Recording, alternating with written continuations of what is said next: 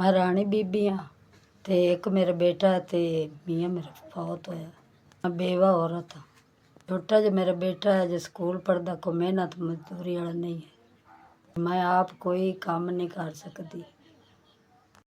ब्याह दा घर नहीं किसी दा है जिंदे च बैठे हाँ।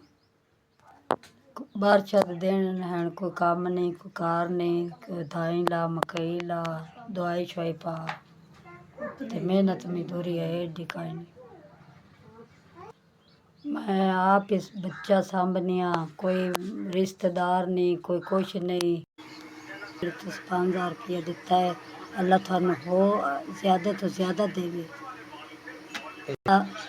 इस तरह थामन करो तो अल्लाह थानू इस तो भी ज़्यादा देसी। गरीबां दी हमायत कर सके अल्लाह थानू इदू भी दूने तो दूना देसी। बच्चों सुख देवे अल्लाह, तुहाडे बच्चों नेक बनावे अल्लाह, तुहाडे बच्चों सेहत देवे अल्लाह, थानू सेहत देवे।